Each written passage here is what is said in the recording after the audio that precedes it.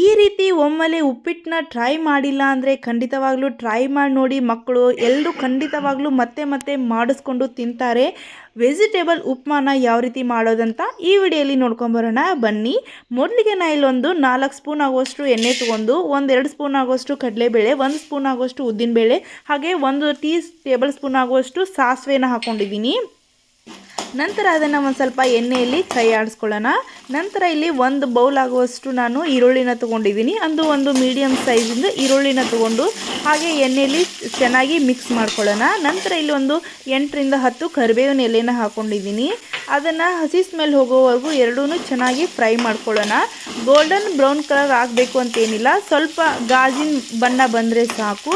ನಂತರ ಇವಾಗ ನಾವು ಈ ಟೈಮಲ್ಲಿ ಶುಂಠಿ ಬೆಳ್ಳುಳ್ಳಿ ಪೇಸ್ಟ್ ಹಾಕೋರು ಕೂಡ ಹಾಕ್ಕೊಳ್ಬೋದು, ಆಪ್ಷನಲ್, ಬೇಕಂದರೆ ಹಾಕ್ಕೊಳ್ಳಿ ಇಲ್ಲಾಂದರೆ ಬೇಡ. ನಂತರ ಇಲ್ಲಿ ಚಿಕ್ಕದಾಗಿ ಕಟ್ ಮಾಡ್ಕೊಂಡಿರುವಂಥ ಬೀನ್ಸು, 1 ಕ್ಯಾರೆಟು, ಹಾಗೆ 1 ಬೌಲ್ ಆಗೋಷ್ಟು ವಟಾಣಿನ ಹಾಕ್ಕೊಂಡಿದ್ದೀನಿ. ಅಂದರೆ ನೈಟೇ ನಾನು ವಟಾಣಿನ ನೆನೆಸಿಟ್ಟಿರೋ ವಟಾಣಿನ ಹಾಕ್ಕೊಳ್ತಾ ಇದ್ದೀನಿ. 3 ಚಿಲ್ಲಿನ ಹಾಕ್ಕೊಂಡಿದ್ದೀನಿ, ಹಾಗೆ 1-2 ಟೊಮೆಟೊನ ಹಾಕ್ಕೊಂಡಿದ್ದೀನಿ.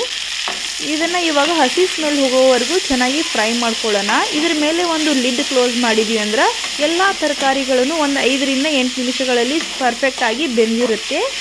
ಇದನ್ನು ಈ ರೀತಿ ಚೆನ್ನಾಗಿ ಫಸ್ಟು ಎಣ್ಣೆಯಲ್ಲಿ ಕಂಪ್ಲೀಟಾಗಿ ಫ್ರೈ ಮಾಡ್ಕೊಂಡು ಇದನ್ನು ಒಂದು ಪಾತ್ರೆನ ಮುಚ್ಚಿಬಿಡೋಣ. ಅದು ಕಂಪ್ಲೀಟಾಗಿ ಫ್ರೈ ಆಗಿರುತ್ತೆ. ಇವಾಗ ನೋಡ್ಬೋದು ಕಂಪ್ಲೀಟಾಗಿ ಎಲ್ಲ ತರಕಾರಿಗಳು ಕೂಡ ಫ್ರೈ ಆಗಿದ್ದಾವೆ. ಮಧ್ಯದಲ್ಲಿ ಇದನ್ನು ಕಲಿಸ್ಕೊಳ್ತಾ ಇರಬೇಕು, ಇಲ್ಲಾಂದರೆ ತಳ ಹಿಡಿಯೋ ಚಾನ್ಸ್ ಇರುತ್ತೆ. ಇವಾಗ ಇದು ಕಂಪ್ಲೀಟಾಗಿ ಫ್ರೈ ಆಗಿದೆ ಅಲ್ವಾ. ಈ ಟೈಮಲ್ಲಿ ನಾವು ಏನಪ್ಪ ಹಾಕ್ಕೊಳ್ಬೇಕಂದ್ರೆ 1 ಟೇಬಲ್ ಸ್ಪೂನ್ ಆಗುವಷ್ಟು ಅರಿಶಿನ ಪುಡಿನ ಹಾಕ್ಕೊಂಡಿದ್ದೀನಿ. ಹಾಗೆ ಇಲ್ಲಿ ಇದು ಸೀಕ್ರೆಟ್ ಇಂಗ್ರೀಡಿಯೆಂಟ್ ಏನಪ್ಪ ಅಂದರೆ ಇದೇ ಒಂದು ಅರ್ಧ ಸ್ಪೂನ್ ಆಗೋಷ್ಟು ಈ ವಾಂಗಿ ಬಾತ್ ಮಸಾಲ ಬರುತ್ತಲ್ವ, ಅದನ್ನು ಒಂದು ಅರ್ಧ ಸ್ಪೂನ್ ಆಗೋಷ್ಟು ಹಾಕ್ಕೊಂಡಿದ್ದೀನಿ. ಒಂದು ಒಳ್ಳೆ ಘಮ ಕೊಡುತ್ತೆ. ಹಾಗೆ ರುಚಿಗೆ ತಕ್ಕಷ್ಟು ಉಪ್ಪು, 2.5 ಸ್ಪೂನ್ ಆಗುವಷ್ಟು ನಾನಿಲ್ಲಿ ಸಕ್ಕರೆನ ಹಾಕ್ಕೊಂಡಿದ್ದೀನಿ. ಕಂಪಲ್ಸರಿ ಸಕ್ಕರೆ ಹಾಕ್ಕೊಳ್ಳೇಬೇಕಾಗುತ್ತೆ. ಈ ಹೋಟೆಲ್ಗಳಲ್ಲೆಲ್ಲ ಕೂಡ ಖಾರನೂ ಹಾಕಿರುತ್ತಾರೆ ಮತ್ತು ಸಕ್ಕರೆನೂ ಕೂಡ ಹಾಕಿರುತ್ತಾರೆ. ಉಪ್ಪಿಟ್ಟಂದರೆ ಸಿಹಿಯಾಗಿಯೂ ಇರಬೇಕು ಮತ್ತು ಖಾರವಾಗಿಯೂ ಇರಬೇಕು. ಆ ರೀತಿ ಹೋಟೆಲ್ನಲ್ಲಿ ಕಂಪಲ್ಸರಿ ಈ ಒಂದು ಸಕ್ಕರೆನ ಬಳಸ್ತಾರೆ. ನಂತರ ಇವಾಗ ನಾನು ಚಿರೋಟಿ ರವಾನ ಹಾಕ್ಕೊಳ್ತಾ ಇದ್ದೀನಿ. ಈ ಥರ ಮೀಡಿಯಮ್ ರವಾ ಬರುತ್ತಲ್ಲ, ಈ ಹೋಟೆಲ್ಗಳಲ್ಲೆಲ್ಲ ಕೂಡ ಇದೇ ರವಾನ ಬಳಸ್ಕೊಳ್ಳೋದು.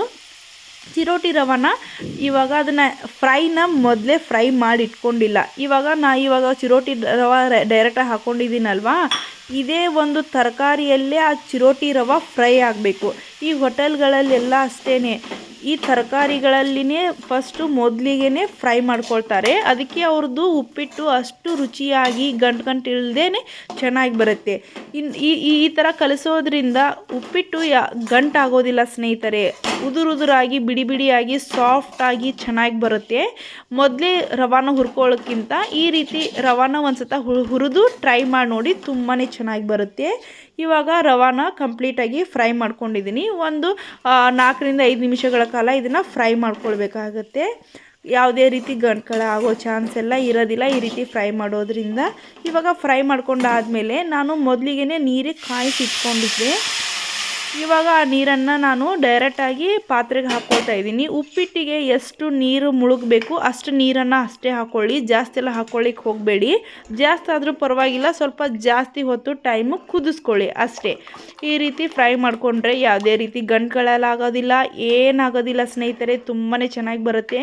ತಣ್ಣೀರು ಹಾಕ್ಕೊಳ್ಳೋದ್ರಿಂದ ಗಂಟಾಗೋ ಚಾನ್ಸ್ ಇರುತ್ತೆ. ಈ ರೀತಿ ಡೈರೆಕ್ಟಾಗಿ ನಾವು ಬಿಸಿನೀರು ಹಾಕ್ಕೊಂಡ್ರೆ ಗಂಟುಗಳಾಗೋದಿಲ್ಲ, ತುಂಬಾ ರುಚಿಯಾಗಿ ಬರುತ್ತೆ. ಇವಾಗ ನೋಡ್ಬೋದು 70% ಆಗೋವರೆಗೂ ಚೆನ್ನಾಗಿ ಕುದ್ದಿದೆ. ಯಾವ ರೀತಿ ಕಾಣ್ತಾ ಇದೆ ಅಂತ ನೋಡ್ತಾ ಇರ್ಬೋದು. ಈ ಟೈಮಲ್ಲಿ ಉಪ್ಪೇನಾದರೂ ಕಡಿಮೆ ಆಗಿದ್ದರೆ ಈ ಟೈಮಲ್ಲಿ ಕೂಡ ಹಾಕ್ಕೊಳ್ಬೋದು. ಖಾರ ಕಡಿಮೆ ಆಗಿದ್ರೆ ಅಂದರೆ ಒಂದು ಅರ್ಧ ಸ್ಪೂನ್ ಆಗೋಷ್ಟು ಚಿಲ್ಲಿ ಪೌಡರ್ನ ಹಾಕ್ಕೊಂಡ್ಬಿಡಿ, ಚೆನ್ನಾಗಿ ಬರುತ್ತೆ ಟೇಸ್ಟ್ ಕೂಡ. ನಂತರ ಇವಾಗ ಕಂಪ್ಲೀಟಾಗಿ ಇದು ಫ್ರೈ ಆಗಿದೆ ಸ್ನೇಹಿತರೆ. ಇನ್ನೇನು ಗಟ್ಟಿ ಆಗ್ತಾ ಇದೆ ಅನ್ನುವಾಗ ಇದ್ರ ಮೇಲೆ ಒಂದು ಲಿಡ್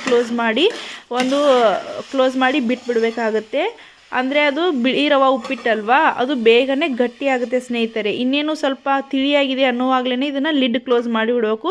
ಇವಾಗ ನೋಡ್ತಾ ಇರ್ಬೋದು, ಲಿಡ್ನ ಓಪನ್ ಮಾಡಿ ತೋರಿಸ್ತಾ ಇದ್ದೀನಿ. 5 ನಿಮಿಷಗಳ ಕಾಲ ಆದಮೇಲೆ ಮೇಲ್ಗಡೆ ಒಂದು ಸ್ವಲ್ಪ ಕೊತ್ತಂಬರಿನ ಹಾಕ್ಕೊಂಡು, ಹಾಗೆ 1-2 ಸ್ಪೂನ್ ಆಗುವಷ್ಟು ತುಪ್ಪ ಬೇಕಂದರೆ ಈ ಟೈಮಲ್ಲಿ ಕೂಡ ಹಾಕ್ಕೊಳ್ಬೋದು. ಅದು ಆಪ್ಷನಲ್, ಬೇಕಂದರೆ ಹಾಕ್ಕೊಳ್ಳಿ, ಇಲ್ಲಾಂದರೆ ಬೇಡ. ಇವಾಗ ಪರ್ಫೆಕ್ಟಾಗಿ ನಾವು ಮಾಡಿರುವಂಥ ಉಪ್ಪಿಟ್ಟು ಬಿಡಿ ಬಿಡಿಯಾಗಿ ಉದುರಾಗಿ ಸಾಫ್ಟಾಗಿ ಹತ್ತಿ ಥರ ಆಗಿದೆ ಸ್ನೇಹಿತರೆ. ಅಷ್ಟೇ ಚೆನ್ನಾಗಿರುತ್ತೆ. ಮನೆಯಲ್ಲಿ ಟ್ರೈ ಮಾಡಿ ಹೇಳಿ, ಖಂಡಿತ ಮಕ್ಕಳು ಎಲ್ಲರೂ ಇಷ್ಟಪಟ್ಟು ತಿಂತಾರೆ. ನೋಡ್ತಾ ಇರ್ಬೋದು ಎಷ್ಟು ಸಾಫ್ಟ್ ಆಗಿದೆ ಅಂತ. ಬಾಯಲ್ಲಿಟ್ಟರೆ ಬೆಣ್ಣೆ ಥರನೇ ಕರಗೋಗ್ಬಿಡುತ್ತೆ ಸ್ನೇಹಿತರೆ, ಅಷ್ಟು ಚೆನ್ನಾಗಿರುತ್ತೆ. ಮನೇಲಿ ನಾನು ಹೇಳಿರೋ ಈ ರೀತಿ ಟ್ರೈ ಮಾಡಿ ಹೇಳಿ ಯಾವ ರೀತಿ ಬಂತು ಅಂತ. ಇಷ್ಟ ಆದರೆ ಲೈಕ್ ಮಾಡಿ, ಕಮೆಂಟ್ ಮಾಡಿ, ಶೇರ್ ಮಾಡಿ ಸ್ನೇಹಿತರೆ. ಬಾಯ್.